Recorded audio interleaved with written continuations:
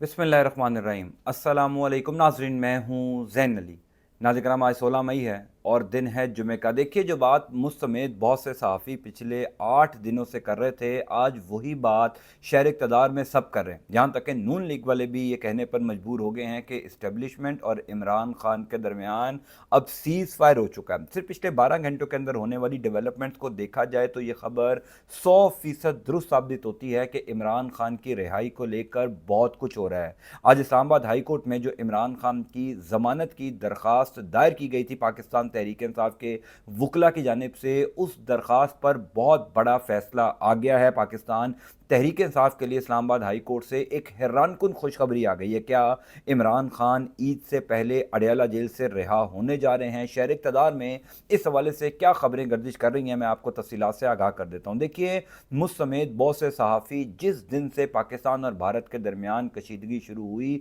ये बात कर रहे थे कि इमरान खान और इस्टेब्लिशमेंट के दरमियान दूरियां ख़त्म हो गई हैं। उसकी बहुत बड़ी वजह पाकिस्तान तहरीक इंसाफ ने जिस तरह मुश्किल वक्त में अफवाज पाकिस्तान का साथ दिया, जिस तरह इमरान खान ने पाकिस्तान तहरीक इंसाफ के तमाम तर कारकुनान को हदायत की कि अफवाज पाकिस्तान का साथ दिया जाए। ट्विटर के ऊपर जिस तरह का माहौल बनाया तहरीक इंसाफ के लोगों ने, उस माहौल ने इस्टेब्लिशमेंट को मजबूर किया कि इमरान खान के साथ सीज़ फायर किया जाए और इमरान खान इस्टेब्लिशमेंट यानी पाकिस्तान तहरीक इंसाफ और इस्टेब्लिशमेंट के दरमियान एक सीज़ फायर हो गया। अब आज इस्लामाबाद हाई कोर्ट में जो अलकादिर ट्रस्ट केस की दरख्वास्त ज़मानत इमरान खान की दायर हुई थी, उस दरख्वास्त ज़मानत की जो पहली समाअत हुई है उसमें सब कुछ क्लियर हो गया। यानी वो तमाम तर बातें जो मुझ समेत बहुत से सहाफ़ी पिछले कई दिनों से कर रहे थे, सिर्फ एक समाअत ने उन तमाम तर खबरों को 100% दुरुस्त कर दिया है कि इमरान खान की रिहाई के हवाले से अब मामला बहुत हद तक आगे चले गए हैं। इस्लामाबाद हाई कोर्ट में चीफ जस्टिस कायम मुकाम जो हैं जस्टिस सरफराज डोगर की अदालत में क्या समाअत हुई, इस समाअत की तफसील बताने से पहले मैं आपको कुछ सहाफ़ियों के ट्वीट्स दिखाना चाहता हूं। यानी वो बातें जो मैं पिछले 8 दिन से कर रहा था, अब शहर इक़्तिदार में सब लोग वो ये बात कर रहे हैं कि इमरान खान की रिहाई के हवाले से पसे पर्दा ऑलरेडी बहुत कुछ हो चुका है और शहबाज शरीफ की हुकूमत समेत नून लीग के तमाम तर लोग जो हैं वो इस बात को लेकर परेशान हैं कि क्यों इस्टेब्लिशमेंट और इमरान खान के दरमियान सीज फायर हो चुका है। आरिफ हमीद भट्टी साहब सीनियर जर्नलिस्ट हैं। आरिफ हमीद भट्टी साहब का आप ट्वीट मुलाहिजा फरमाइए। वो कहते हैं कि अडयाला जेल में बातचीत के कई राउंड हो चुके हैं। किस नुक्ते पर बात हो रही है, इस बारे में हुक्मरान कोशिशों के बावजूद मालूमात हासिल नहीं कर सके। यानी ये वही बात है जो मैं आपको कर रहा था कि नून लीग को समझ नहीं आ रहा कि पाकिस्तान ने जो भारत को जंग में शिकस्त दी है, इस जंग की शिकस्त पर जश्न मनाया जाए या मातम किया जाए। क्योंकि DGISPR लेफ्टिनेंट जनरल अहमद शरीफ साहब की जो पहली प्रेस कॉन्फ्रेंस थी, उस प्रेस कॉन्फ्रेंस में जिस तरह उन्होंने जीत के बाद जो पहली प्रेस कॉन्फ्रेंस थी, उन्होंने जिस तरह तमाम तर सियासी जमातों का बिला तफरीक शुक्रिया अदा किया और ख़ास तौर पर नौजवानों का जो शुक्रिया अदा किया कि उन्होंने फ्रंट लाइन वॉरियर के तौर पर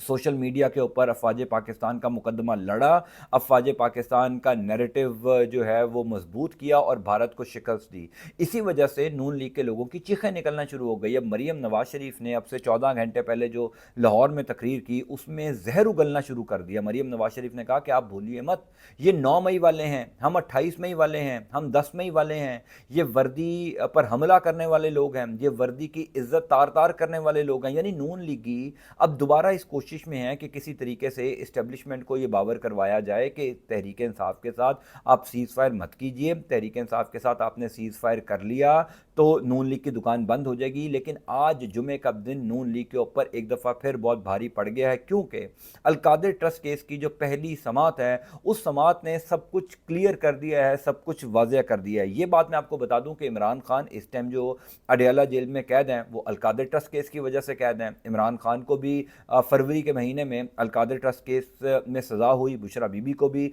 अलकादिर यानी जिसको 190 मिलियन पाउंड केस भी कहा जाता है, उसमें सज़ा हुई। फरवरी के महीने में ही पाकिस्तान तहरीक इंसाफ के वकला ने इमरान खान की जो ज़मानत की दरख्वास्त है इस केस में, यानी सज़ा मुअत्तली की जो दरख्वास्त है, वो इस्लामाबाद हाई कोर्ट में जमा करवा दी थी। अब सब जानते हैं कि इमरान खान की ज़मानतों की दरख्वास्तों को तभी सुना जाएगा, तभी उसके ऊपर पेशरफ्त होगी जब इस्टेब्लिशमेंट और इमरान खान के दरमियान मामला ठीक होंगे। वैसे तो इमरान खान पिछले 2 साल से जेल में हैं, साबित इमरान खान के ऊपर कुछ नहीं हुआ, लेकिन जेल वो काट रहे हैं इसी वजह से क्योंकि इस्टेब्लिशमेंट और इमरान खान के ताल्लुकात ठीक नहीं थे। अदालतें इमरान خان کے حق میں کوئی فیصلہ نہیں سنا رہی تھی. اگر کوئی فیصلہ عمران خان کے حق میں آ بھی جاتا تو عمران خان کے اوپر کوئی اور مقدمہ بنا دیا جاتا. اب یہ جو آخری مقدمہ ہے القادری ٹرسٹ کیس کا، اس کی سزا معطلی کی درخواست عمران خان کے وکلاء نے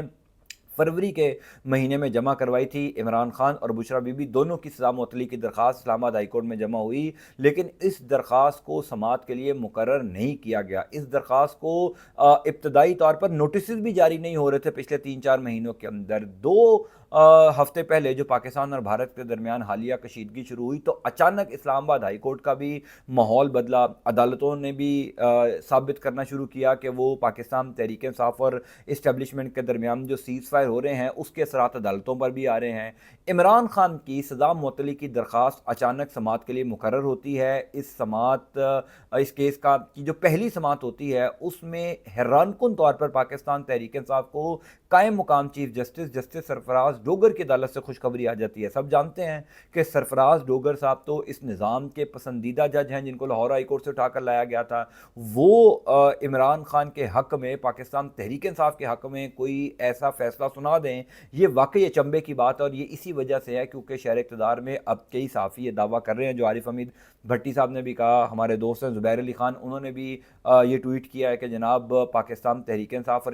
اسٹیبلشمنٹ کو لے کر چیزیں اب بہت حد تک آگے چلی گئی ہیں اور حکمرانوں کو اس حوالے سے آگاہ نہیں ہے. طارق فضل چودھری صاحب نون لیگ کے رہنما ہیں، انہوں نے کل رات کو سما ٹی وی کے پروگرام نے یہ انکشاف کیا ہے کہ عمران خان اور اسٹیبلشمنٹ کے درمیان بات چیت اب بہت حد تک آگے جا چکی ہے، بہت حد تک فائنلائز ہو چکی ہے، اب چیزیں طے کی جا رہی ہیں. یہ طارق فضل چودھری کہہ رہے ہیں، یعنی نون لیگ بھی وہی بات کر رہی ہے جو مجھ سمیت کئی صحافی پچھلے 8 دنوں سے کر رہے تھے. بہرحال آج سماعت کے آغاز میں جو سردار لطیف کھوسہ صاحب ہیں، پاکستان تحریک انصاف کے وکیل، وہ روسٹم پر آئے. انہوں نے آ کر سرفراز ڈوگر صاحب جو قائم مقام چیف جسٹس ہیں اور اس بینچ کی سربراہی کر رہے ہیں، ان کو کہا کہ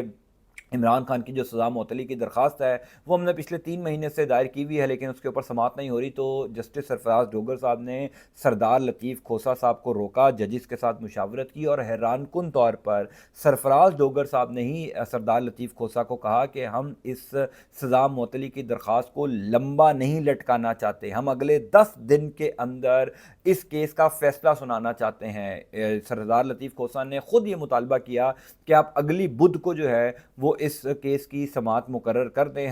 میں اگلی بدھ کو دلائل دوں گا، جمعرات والے دن نیب کے لوگ آ جائیں کیونکہ نیب جو ہے وہ مدعی ہے اس کیس کے اندر. نیب والے آ جائیں، نیب والے جو ہیں وہ آ کر دلائل دے دیں، اور اس کے بعد اگر آپ فیصلہ مختصر سنانا چاہتے ہیں تو جمعے یا ہفتے والے دن، یعنی اگلے جمعے یا ہفتے والے دن آپ اس کیس کا فیصلہ سنا دیں. تو سرفراز ڈوگر صاحب نے اپنے ساتھی ججز سے مشاورت کی اور سردار لطیف کھوسہ کو کہا کہ ہم شاید یہ معاملہ جمعے تک بھی نہ لے کر جائیں. یعنی اب آپ اندازہ کیجئے کہ القادری ٹرسٹ کیس کی سزا معطلی کی درخواست جو فروری کے مہینے میں پاکستان تحریک انصاف جمع کرواتی ہے، فروری سے لے کر مئی کے مہینے تک اس کیس میں کوئی پیش رفت نہیں ہوتی، درخواست سماعت کے لیے مقرر ہی نہیں ہوتی، اور عین ممکن تھا کہ اس سماعت کو پہلے ہی جو ہے وہ اعتراض لگا کر اس درخواست کو خارج کر دیا جائے. اس درخواست کو نہ تو خارج کیا گیا، اور حیران کن طور پر جب سماعت کے لیے یہ درخواست مقرر ہوئی تو پہلی سماعت میں ہی سرفراز ڈوگر صاحب یہ کہتے ہیں کہ جناب ہم اگلے 10 دن کے اندر اس کیس کو نپٹانا چاہتے ہیں، عمران خان کی سزا معطلی پر فیصلہ سنانا چاہتے ہیں. تو یہ وہ جو تمام تر پس پردہ شہر اقتدار میں خبریں گردش کر رہی تھیں عمران خان اور اسٹیبلشمنٹ کے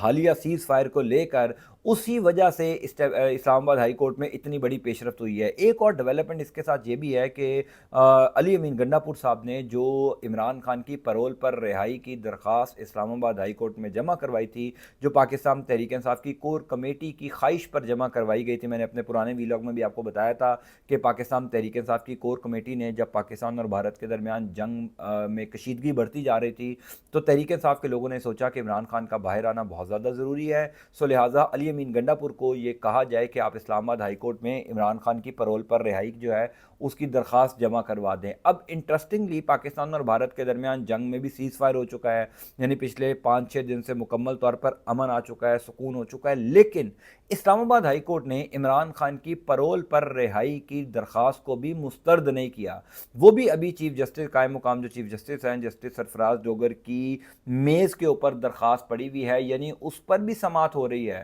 کل بھی اس کے اوپر سماعت ہوئی، آج بھی اس کے اوپر سماعت ہوئی، اور عین ممکن ہے کہ عمران خان کو جو القادری ٹرسٹ کیس میں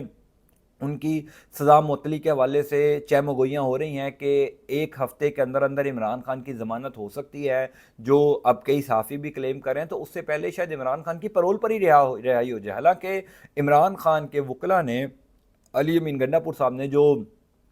جمع کروائی تھی درخواست، وہ تو پاکستان اور بھارت کے جنگ کے تناظر میں جمع کروائی تھی۔ اب وہ جنگ تو رک چکی ہے، ہو یہ بھی سکتا تھا کہ جسٹس سرفراز ڈوگر صاحب پیرول کی جو درخواست ہے عمران خان کی، اس کو مسترد کر دیتے کہ پاکستان اور بھارت کے درمیان جنگ رک گئی ہے، اب آپ نے اس درخواست کو جمع کروا کر کیا کرنا ہے، لیکن اس کو بھی مسترد نہیں کیا گیا۔ تو یہ وہ انڈیکیشنز ہیں، یہ وہ ڈاٹس ہیں، جب آپ ان کو کنیکٹ کریں تو آپ کو یہ پتہ چلتا ہے کہ جناب شہر اقتدار میں جو خبریں پچھلے 4-5 دن سے گردش کر رہی ہیں، ان خبروں میں اب حقیقت ہے۔ عمران خان اور اسٹیبلشمنٹ کے درمیان اڈیالہ جیل کے اندر رابطوں کے بات چیت کے کئی راؤنڈ ہو چکے ہیں۔ پھر علی امین گنڈا پور صاحب، جن کو کل اجازت ملی تھی باقاعدہ طور پر کہ وہ عمران خان سے ملاقات کریں، لیکن خبر ہے کہ ان کی اسی ٹائم پر کسی اور جگہ میں راولپنڈی کے اندر ایک ملاقات تھی۔ اس ملاقات کی وجہ سے علی امین گنڈا پور صاحب اڈیالہ جیل نہیں گئے، اور پھر علی امین گنڈا پور نے اس ملاقات کے بعد اڈیالہ جیل انتظامیہ کو یہ درخواست کی کہ میں عمران خان سے اکیلے ملنا چاہتا ہوں، میں پاکستان تحریک انصاف کے تمام تر سیاسی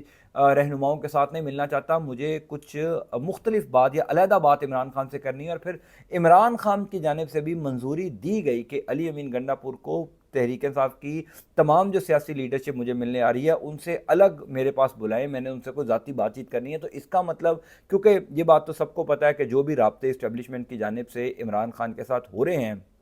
وہ علی امین گنڈا پور اور بیرسٹر گوہر خان کے ذریعے ہو رہے ہیں۔ مظہر برلاس صاحب بڑے زبردست جرنلسٹ ہیں، میں نے ان کی ایک خبر اپنے 2-4 دن پہلے کے ویلاگ میں آپ کو دی تھی کہ وہ تو یہاں تک دعویٰ کر رہے ہیں کہ 8 اور 9 مئی کی رات جب پاکستان اور بھارت کے درمیان کشیدگی بہت عروج پر چلی گئی تھی، اس دن عمران خان کو اڈیالہ جیل سے کسی اور مقام پر منتقل بھی کیا گیا، وہاں پر عمران خان سے باقاعدہ